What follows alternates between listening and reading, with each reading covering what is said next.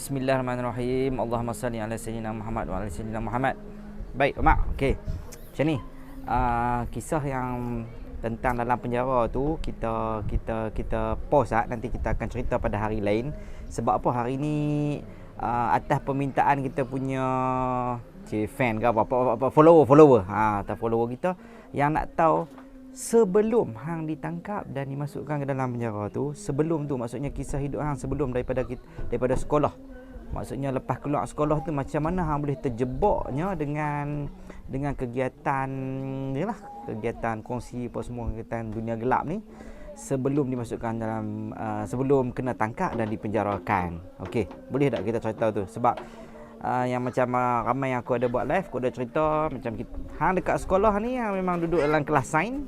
Okey, aku kelas sastra dan kita berkawan dan hanya boleh tahu kata hang seorang yang panas baran dan juga pernah bergaduh di sekolah apa semua tu. Okey, itu biasalah, kebanyakan orang nakal waktu sekolah. Tapi bila selepas sekolah tu kita pun dah tak apa nak jumpa sangat. Jadi detik-detik hang kena sekolah tu lah. Jadi hang boleh cerita sikit kepada follower sehingga hang dikenakan hukuman lah, masuk dalam penjara. Boleh, Mak? Silakan. Baik, Assalamualaikum semua. Kita dakwah dulu sikit sebelum kita start.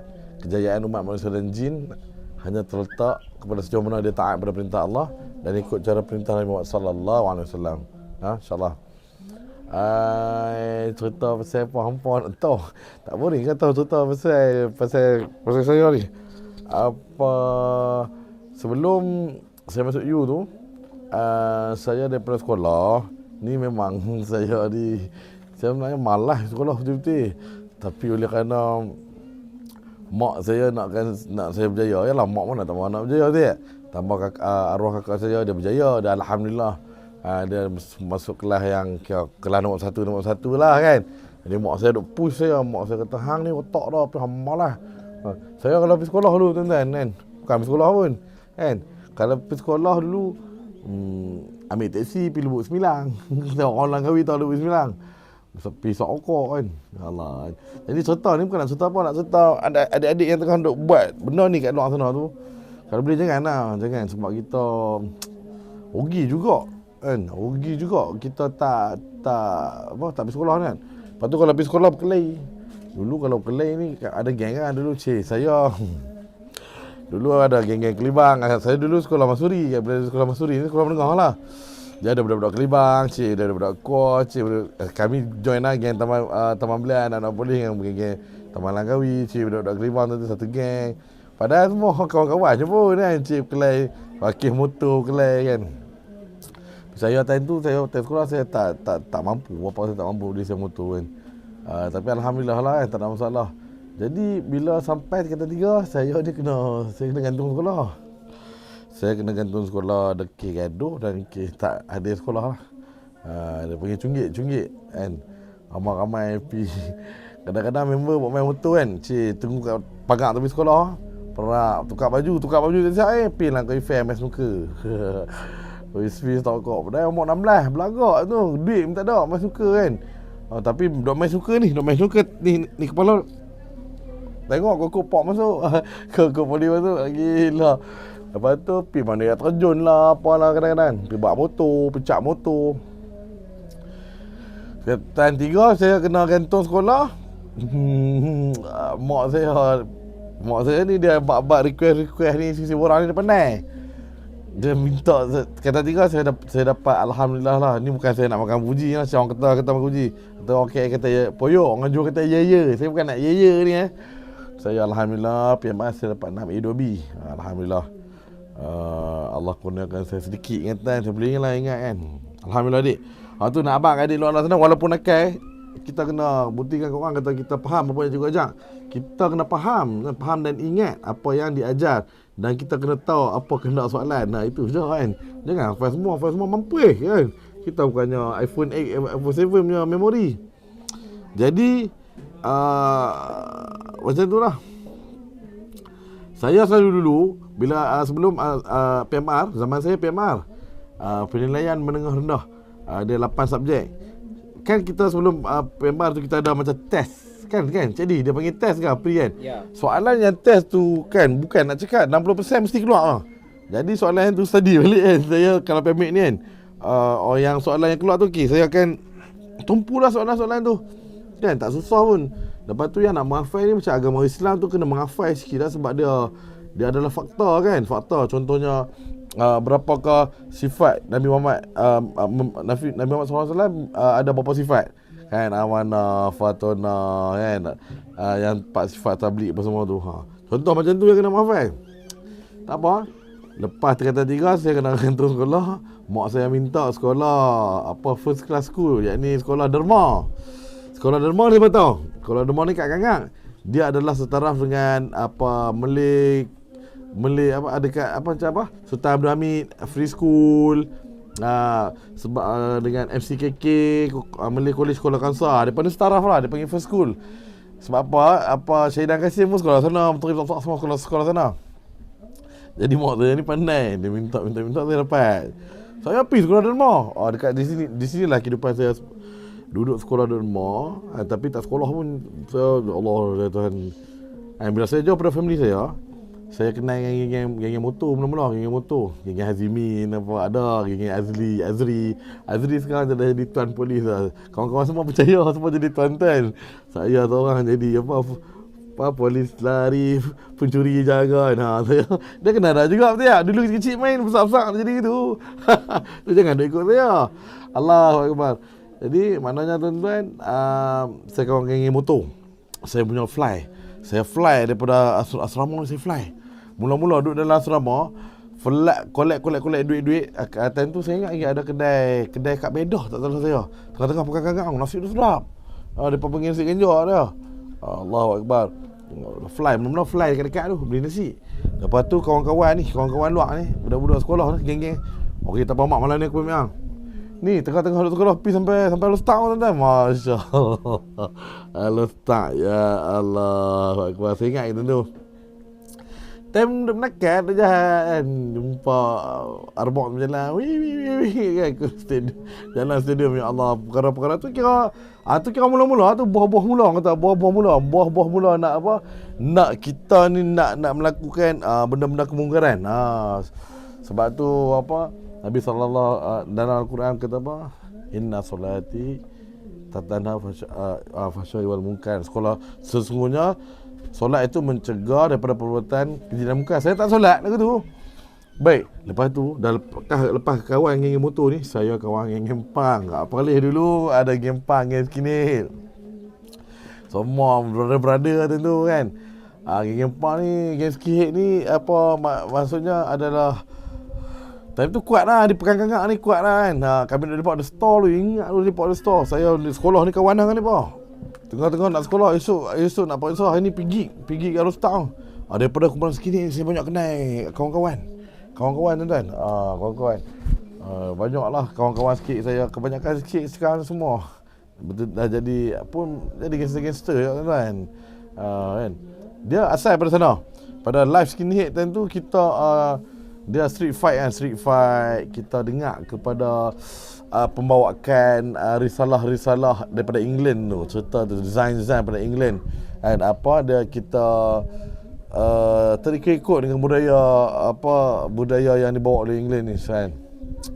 Kita tengok dia punya movie, kita terpengaruh, kita tengok dia punya baca dia punya design, kita ikut cara dia, kepala botak, pakai boot. Sebenarnya smart, dia macam army, macam askar. Cuma lebih bagusnya kalau kita ikut cara sunnah. Cara sunnah ni dapat kejayaan dunia dan akhirat, Allah jamin. Kan? Ya Allah. Saya lah time tu. Lepas tu join skinhead. Bila join skinhead ni dia punya sifat, dia ada kebagusan dalam skinhead ni sebab dia belajar brotherhood. Yang ni ada sifat ni dalam 6 sifat para sahabat ni, ada sifat brotherhood. Dia panggil sifat keempat ke lima. Yang ni sifat ikramul muslimin. Sifat ikramul muslimin ni adalah sifat kita menunaikan hak seorang muslim tanpa kita menuntut hak kita. Kita tunaikan hak, kita tak tuntut pun. Kita nak tolong, kita tolong. Kita tak, walaupun duit yang kita tolong tu tak kena kencing. Itu adalah sifat-sifat bersangka baik ikramul muslimin.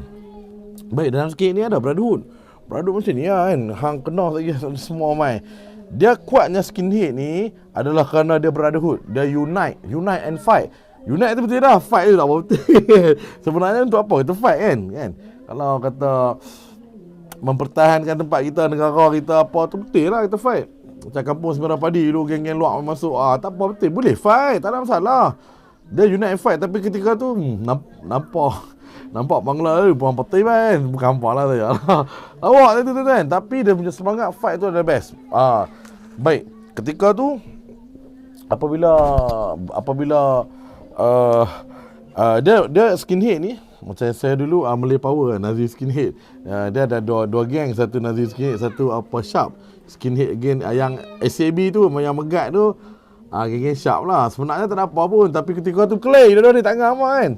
Yang duduk tengah-tengah traditional skinhead ataupun dia panggil thread ni dua-dua yang masuk boleh kawan. Jadi yang banyak pokai ni geng Nazi dia pokai jugalah kan. Dia banyak Clay. Jadi daripada situ kita belajar gaduh, belajar haters, kebencian. Kita belajar apabila pergi lagi tak boleh katak orang, kita katak Vespa dah. Kita bakar Vespa dah kan. Depa pakai gig ni dia lah sikit dia naik Vespa. Kan. Jadi benda-benda macam ni. Lepas tu lagi satu yang tak bagus dalam sikit adalah drink. Kita minum. Haram, benda tu adalah haram kan. Allah tak bagi minum. Setitik air arak ni 44 hari ibadat kita tak diterima selagi ada dalam badan. Allah dah tak bagi, benda tak bagi. Percayalah ketika tu terlalu taksub dengan provokasi daripada National Front di England. Sebab di England ni depa working class time tu memang nak gulingkan time tu siapa Thatcher bukan Thatcher Margaret Thatcher yang revolusi tu macam tu lah. Dia tak ada kena-mengena pun dengan kita orang Melayu ni, tapi nak ikut, nak buat style kan. Tapi time tu siapa yang pakai boot dengan ni nampak style tuan-tuan lah. Kepala botak smart, pakai subang. Padahal subang tindik tu esok anak-anak anak perempuan nak wali nak perempuan tak boleh selagi berlubang kan. Lepas tu daripada Perlis kita ada kita punya rangkaian. Dia ni skinhead ni sebenarnya adalah satu benda yang tersusun.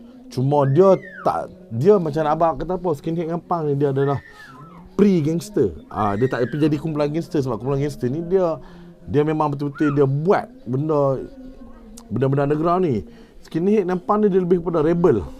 Dia adalah satu platform lonjakan yang baik kalau nak pergi peringkat seterusnya. Jadi saya daripada platform tu lah. Daripada platform skinhead gampang ni. Sebenarnya kalau kita gunakan untuk benda yang baik ni dia akan jadi baik. Tapi memang gunakan platform tu untuk nak pergi ke tempat yang tak baik memang jadi tak baik. Lepas tu tuan-tuan, di Perlis dia ada geng dah nama Northern Lion. Dia start ada AS Demolition Squad kan. Adalah dia start. Lepas tu di Penang Northern Riot. So kita bergabung lah. Sampailah yang paling terbesar ketika tu adalah di KL. Dipanggil KL Troopers kan. KL Troopers ni adalah salah satu mazhab skinhead ataupun ikutan skinhead satu Malaysia yang dia kumpulkan satu Malaysia. Boleh sonok kami sonok. Daripada saya sekolah dermon, saya kena buang sekolah, saya pergi duduk kat Lostak. Saya tak tahu saya kena buang sekolah.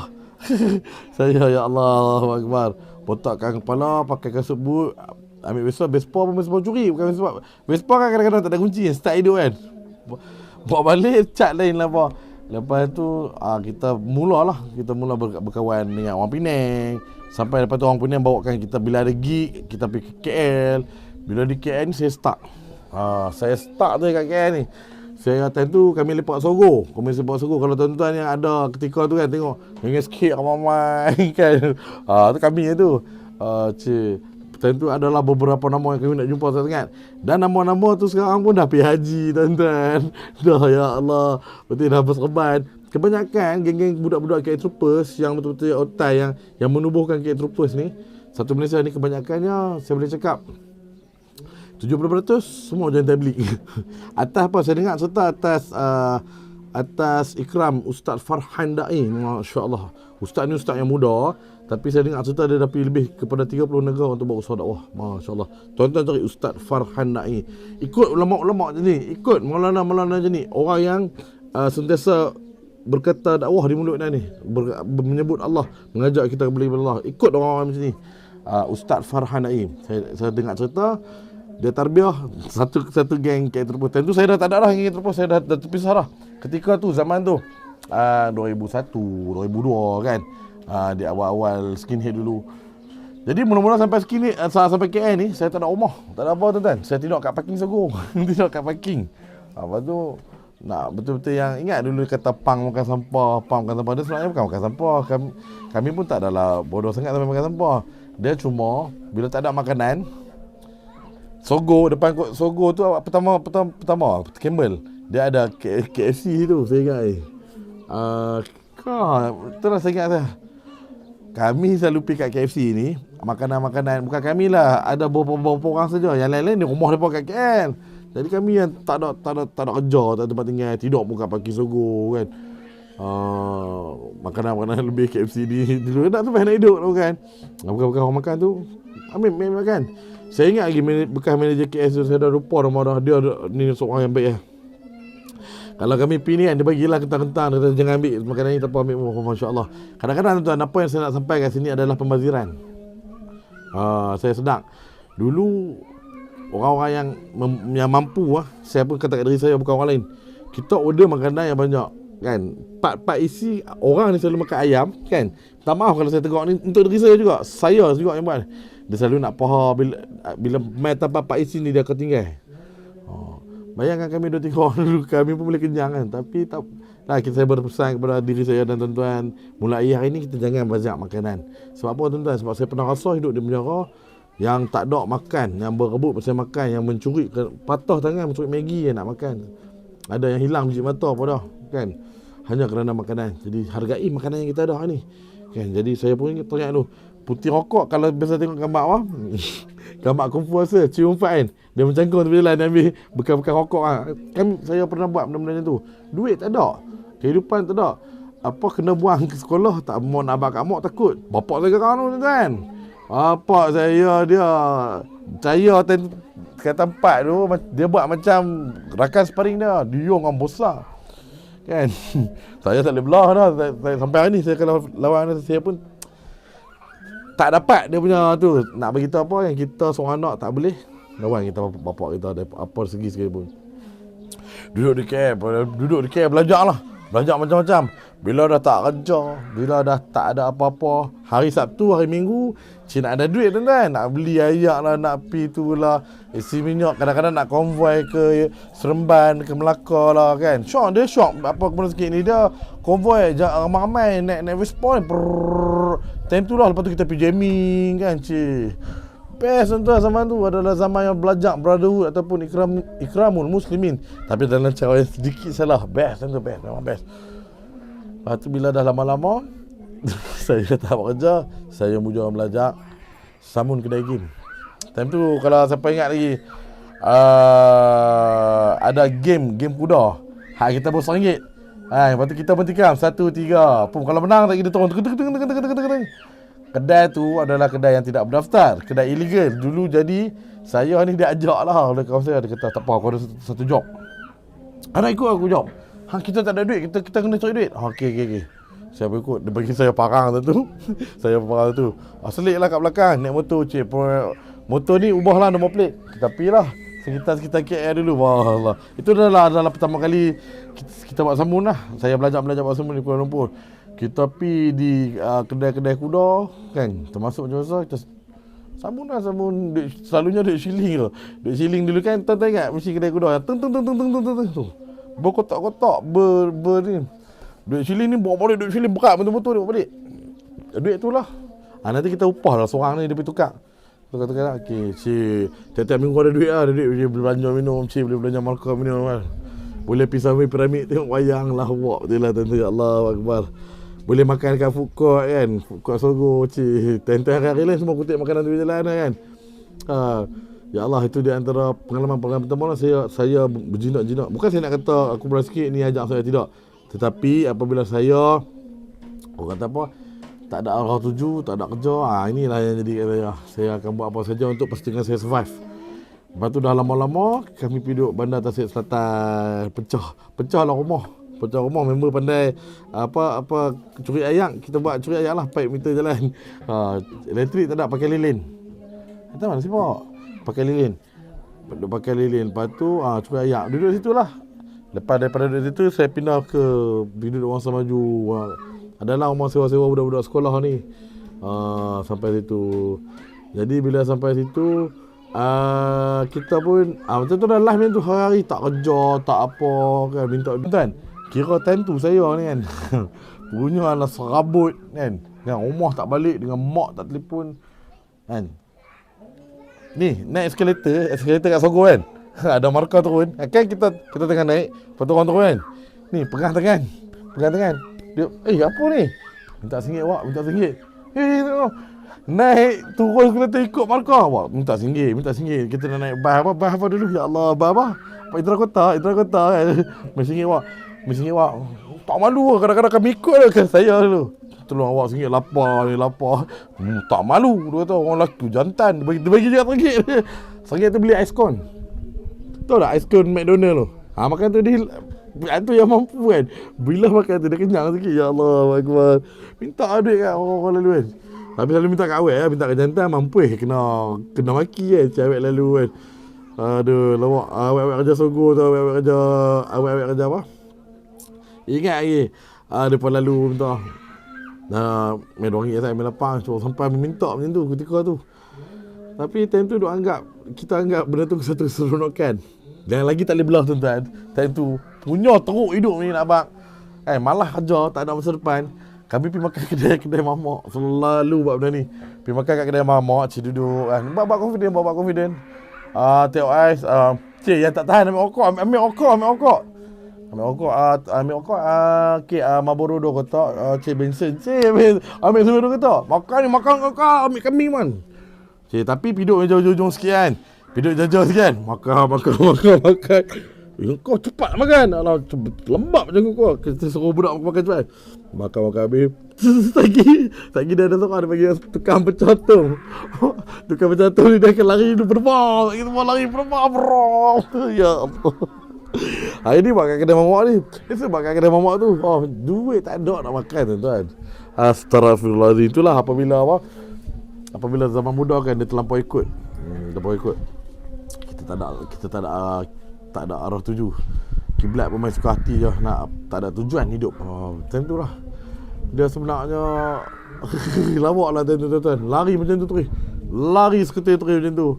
Lepas tu pergi minggu depan kedai lain pula. Dan apabila saya dah mula belajar samun, saya dah berani samun. Mula-mula kedai kuda saja.